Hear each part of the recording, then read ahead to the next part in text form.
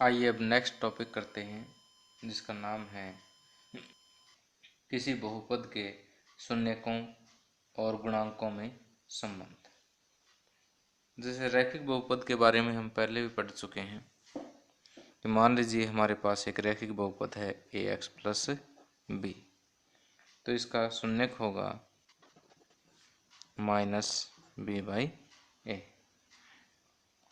अर्थात माइनस एचर पद divide by x का गुणांक। तो इस प्रकार जैसे रैखिक बहुपद के शून्यक और उसके गुणांकों के बीच में संबंध है, उसी प्रकार द्विघात बहुपद और त्रिघात बहुपद के शून्यकों और गुणांकों के बीच में भी संबंध होते हैं। अब रैखिक बहुपद की तरह से ही आइए हम समझते हैं कि द्विघात बहुपद में शून्यकों और गुणांकों के बीच में क्या संबंध होता है। उसके बाद हम पढ़ेंगे कि त्रिघात बहुपद में शून्यकों और गुणांकों के बीच में क्या संबंध होता है। अब द्विघात बहुपद के लिए मैं एक जनरल फॉर्म ले लेता हूँ इसकी। मान लीजिए कि A X square plus B X plus C हमारे पास एक द्विघात बहुपद है जिसमें ए एक्स स्क्वेयर का गुणांक है, बी एक्स का गुणांक है और सी एक अचर पद है। और मान लीजिए कि इस दिए गए बहुपद के दो शून्यक हैं, माना अल्फा और बीटा दिए गए बहुपद के शून्यक हैं।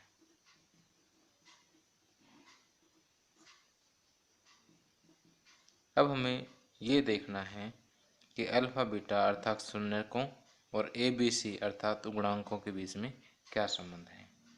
जो पहला संबंध है वो है कि अल्फा प्लस बीटा अर्थात शून्यकों का योग माइनस बी बाई ए के बराबर होता है।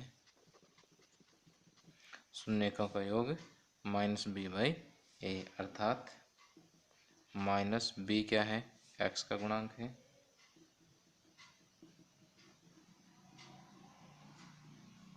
और ए क्या है, एक्स स्क्वायर का गुणांक है। तो एक संबंध तो ये है। दूसरा संबंध क्या है, शून्यकों का गुणनफल अल्फा बीटा। अल्फा बीटा होता है सी बाई ए।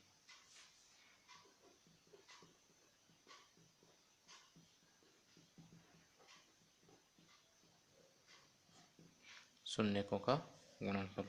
सी क्या है, अचर पद है,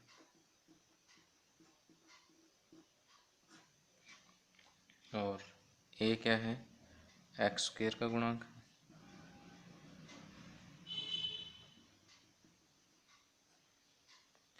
तो इसलिए हमें याद रखना है कि किसी द्विघात बहुपद के लिए शून्यकों का योग माइनस बी बाई ए के बराबर होता है और शून्यकों का गुणनफल सी बाई ए के बराबर होता है। इसी तरह से यदि हमें कोई त्रिघात बहुपद दिया हो,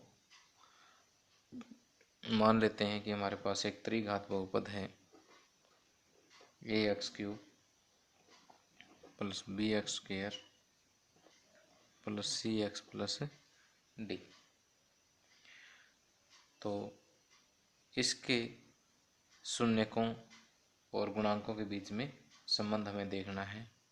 मान लेते हैं कि इसके तीन शून्यक हैं, अल्फा बीटा और गामा। अल्फा बीटा और गामा, और ए बी सी और डी इसके गुणांक हैं। तो यहाँ पर शून्यकों और गुणांकों के बीच में तीन संबंध हैं। पहला संबंध है शून्यकों का योग alpha plus beta plus gamma minus B by A के बराबर होते हैं। अगला संबंध है alpha beta, beta gamma plus gamma alpha C/A के बराबर होता है। तीसरा संबंध है अल्फा गुणा बीटा गुणा गामा -D/A के बराबर होते हैं। तो ये आपको शून्यकों और गुणांकों के बीच के संबंध याद रखने हैं।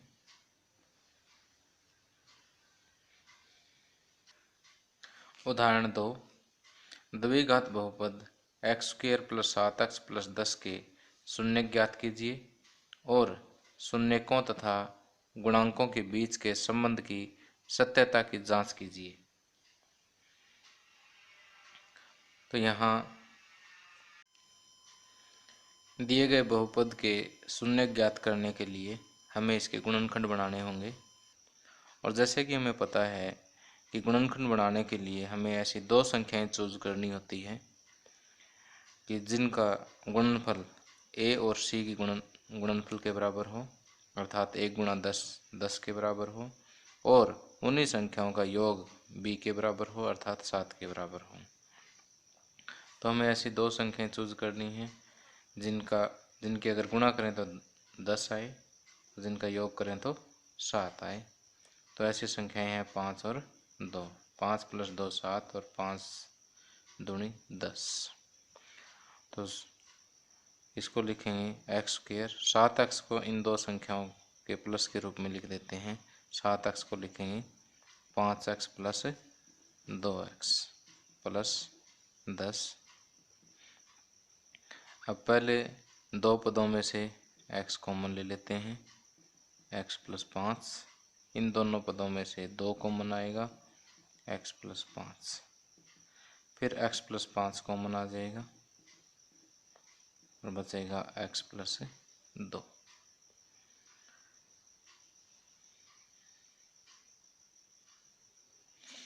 तो अब देखिए, दिए गए बहुपद का मान शून्य कब होगा?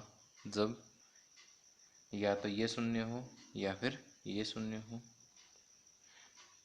इसलिए x² + 7x + 10 का मान शून्य होगा या शून्य है जब x + 5 बराबर 0 या x + 2 बराबर 0 है। अर्थात जब x बराबर -5 या x बराबर -2 है। तो अतः x² + 7x + 10 के शून्यक -5 और -2 है। इसलिए x² + 7x + 10 के शून्यक बराबर है -5 और -2। अब साथ में हमें ये तो हमने शून्य ज्ञात कर दिए। अब शून्यकों तथा गुणांकों के बीच के संबंध की सत्यता की जांच करनी है।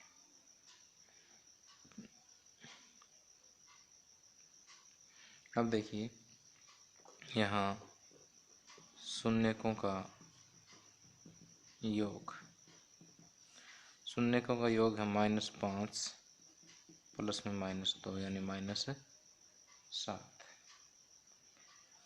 -7 को हम लिख सकते हैं -7/1, जो कि या माइनस और 7 क्या है? x का गुणांक है।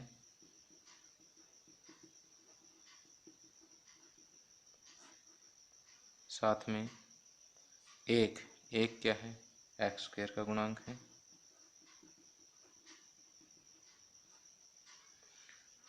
तो यहाँ से हम देख रहे हैं कि शून्यकों का योग इस बहुपद के लिए -x का गुणांक बटे x² का गुणांक के बराबर है। इसी प्रकार शून्यकों का गुणनफल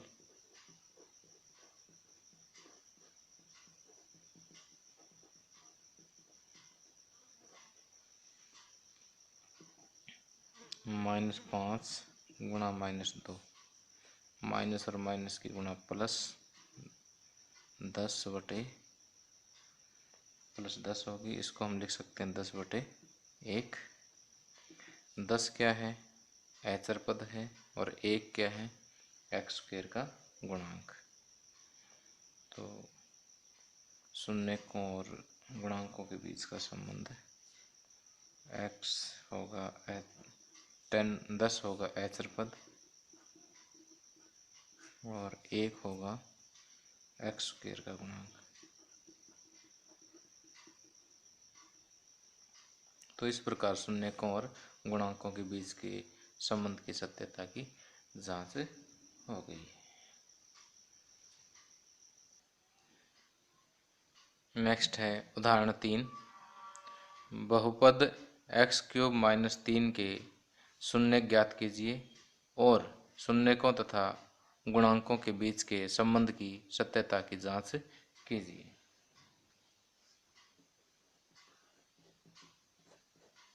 अब शून्य ज्ञात करने के लिए पहले हमें दिए गए बहुपद के गुणनखंड करने होंगे। तो हम x² - 3 को लिखेंगे, x² 3 को लिख सकते हैं वर्गमूल 3 का स्क्वायर। तो यहाँ पर हम एक फार्मूला यूज करेंगे, a² - b², a + b × a - b। तो यहाँ x² - √3 का स्क्वायर को लिख सकते हैं x + √3 × x - √3। अब x² - 3 का मान 0 होगा यदि x + √3 = 0 हो या x - √3 = 0, अर्थात x = -√3 या x = √3।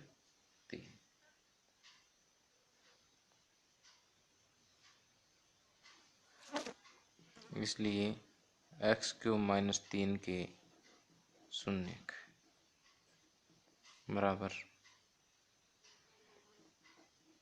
√3 -√3 और √3। अब शून्यक हमने ज्ञात कर दिए हैं।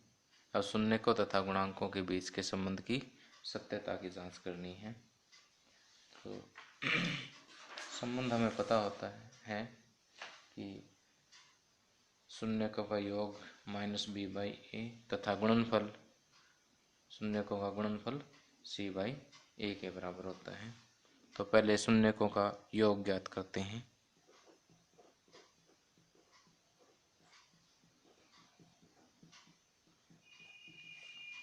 शून्यकों का योग है √3 प्लस में √3 अर्थात 0। इसको आप लिख सकते हो 0/1। 0 को हम कह सकते हैं 0/1 या 0 के साथ माइनस साइन भी हम चाहे तो लगा सकते हैं, क्योंकि 0 पे कोई फर्क नहीं पड़ेगा इसका लगाने का। और यहाँ से देखिए कि यहाँ x वाला पद ही नहीं है, तो x का गुणांक हम 0 मान सकते हैं। तो हम लिखेंगे 0 को x का गुणांक डिवाइड बाय 1 को लिखेंगे x² का गुणांक। इसी तरह से अगला संबंध शून्यकों का गुणनफल। शून्यकों का गुणनफल -√3 गुणा में √3, तो -3 आ जाता है। -3 को मैं लिखूँगा -3/1। -3 क्या है? अचर पद, और 1 क्या है? x² का गुणांक। तो इसी प्रकार उदाहरण 2 और 3 के आधार पर आप प्रश्नावली 2.2 का फर्स्ट क्वेश्चन कर सकते हैं। आगे उदाहरण 4, एक द्विघात बहुपद ज्ञात कीजिए जिसके शून्यकों का योग तथा गुणनफल क्रमशः -3 और 2 है। तो यहाँ पर हमें एक द्विघात बहुपद ज्ञात करना है जिसके शून्यकों का योग -3 हो और गुणनफल 2 हो। तो एक द्विघात बहुपद मान लेते हैं जिसके शून्यक अल्फा और बीटा हैं। माना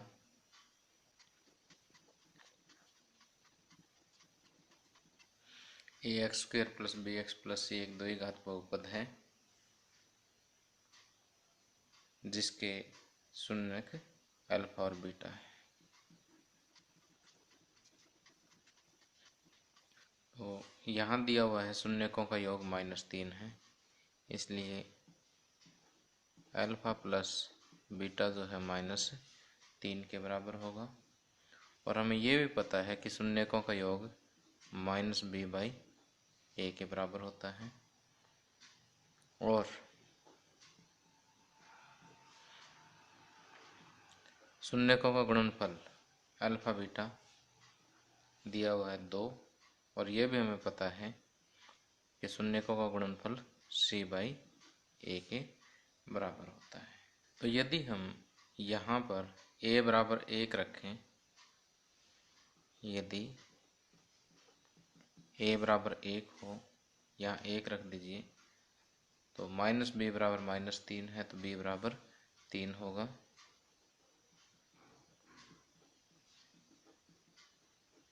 और क्योंकि a को हमने 1 मानना है तो यहाँ से c बराबर क्या हो जाएगा, 2 होगा।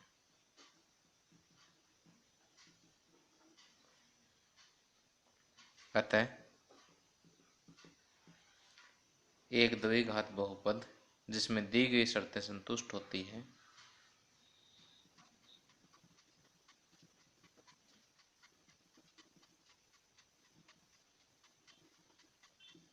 क्या होगा, a की जगह 1 रखिए, यहाँ आएगा x², b की जगह 3 रखेंगे प्लस 3x, c की जगह 2 रखेंगे प्लस 2 है।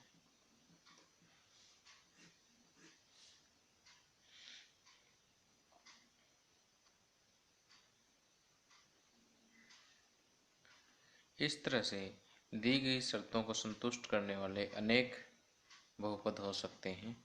यदि a की वैल्यू आप 2 रखोगे तो कुछ और बहुपद आएगा, 3 रखोगे तो कुछ और आएगा। इसी तरह से a की जितनी वैल्यू रखोगे उतने ही बहुपद आपको मिल जाएंगे। तो ये दी गई शर्तों को संतुष्ट करने वाला एक बहुपद है। आगे उदाहरण 5, जांच कीजिए कि त्रिघात बहुपद px बराबर 3x³ -5x² -11x -3 के शून्यक 3, -1 और -1/3 हैं। इसके बाद शून्यकों तथा गुणांकों के बीच के संबंध की सत्यता की जांच कीजिए। पहले तो हमें ये जांच करनी है कि ये जो 3 संख्याएं दी हुई हैं, 3, -1 और -1/3, ये दिए गए बहुपद के शून्यक हैं। उसके बाद हमें इन शून्यकों और त्रिघात बहुपद के जो गुणांक हैं उनके बीच का जो संबंध होते हैं उन संबंधों की सत्यता की जांच करनी है। आइए हल करते हैं। बहुपद हमें दिया हुआ है px 3x³ -5x² -11x -3, इसको ax³ + bx² + cx + d के साथ तुलना करते हैं। तुलना करने पर हमें पता लगा कि a जो है वो किसके इक्वल है, 3 के इक्वल, b जो है वो -5, c जो है वो -11 के इक्वल है और d जो है वो -3 के बराबर है। तो पहले हम ये चेक करते हैं कि ये जो संख्याएं दी हुई है ये त्रिघात बहुपद के शून्यक हैं या नहीं है। पहले 3 को चेक करते हैं। x की जगह 3 रख के देखते हैं। 3 रखने पर अगर इसका मान 0 आता है तो ये इसका शून्यक है, अगर नहीं आता तो नहीं है। 3 x³ है तो x की जगह 3 रखेंगे, -5 x की जगह 3 का स्क्वायर -11 गुणा 3 -3, 3 का घन 27 -3 का स्क्वायर 9 -33 -3, 81 45 -33 -3। तो माइनस वाले -81 और +81 क्या आ गया 0। तो इसका मतलब 3 जो है वो दिए गए बहुपद का एक शून्यक है। उसी प्रकार हम p-1 चेक करते हैं। 3 गुणा -1 का घन -5 गुणा -1 का स्क्वायर -11 गुणा -1 और -3,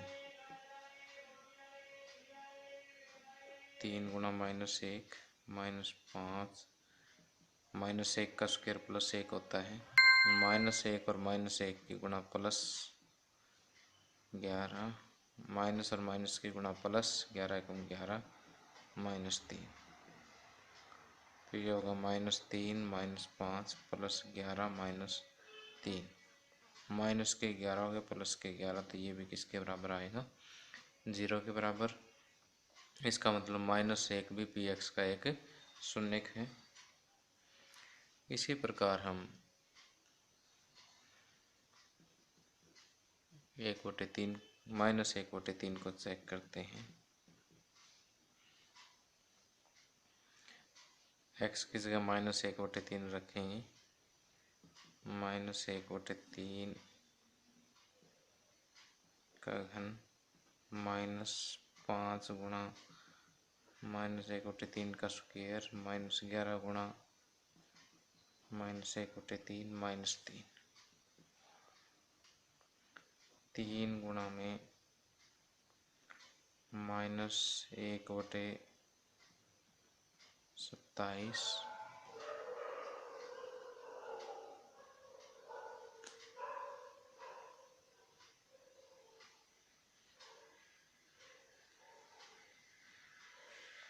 -5 गुणा में 1/9, क्योंकि माइनस का स्क्वायर प्लस में ही होता है, +11/3 -3, 3 में 27, तो -1/9 -5/9 +11/3 -3, एलसीएम 9 आ गया, -1 -5 +33 -27, 27 और 6 33, प्लस के 33 और माइनस के भी 33, तो 0/9 अर्थात 0 आ गया। तो यहाँ पर हमने देखा कि x की जगह -1/3 रखा तो अभी px की वैल्यू 0 आती है। तो -1/3 भी दिए गए त्रिघात बहुपद का एक शून्यक है। अब हमने इसके संबंधों की जांच करनी है। यहाँ 3 शून्यक अल्फा, बीटा और गामा। अल्फा मान लेते हैं 3 है, बीटा -1 मान लेते हैं और गामा -1/3 मान लेते हैं। अब सबसे पहला संबंध है alpha plus beta plus gamma. 3 plus में -1 प्लस में -1/3। 3 - 1 ये हो गया 2 -1/3। 3 दूनी 6 में से 1 गए 5/3। अब 5 को हम लिख सकते हैं -5/3। अब ये वाला माइनस ये और -5 हमारा किसके बराबर है? b के बराबर है। तो -b और 3 किसके बराबर है? a के बराबर है। तो इसको -b/a के बराबर लिख सकते हैं। इसी प्रकार alpha beta, beta gamma, gamma alpha 3 × -1 beta gamma -1 × -1/3 gamma alpha plus में gamma alpha plus gamma -1/3 alpha 3। तो जब इसको सॉल्व करेंगे तो ये आएगा -3 प्लस 1/3 -1। ये आएगा -11/3। -11 है हमारा c और 3 है a। तो ये आ गया c/a के बराबर। अब थर्ड रिलेशन रह गया अल्फा बीटा गामा 3 × -1 × -1/3। 3 से 3 कैंसिल माइनस गुणा माइनस प्लस 1 एकम 1। तो इसको मैं लिख सकता हूँ -3/3। तो ये वाला माइनस और -3 है हमारा d/3 को हम कह सकते हैं a। तो -d/a। इस प्रकार ये हमने संबंधों की सत्यता की जांच करती है।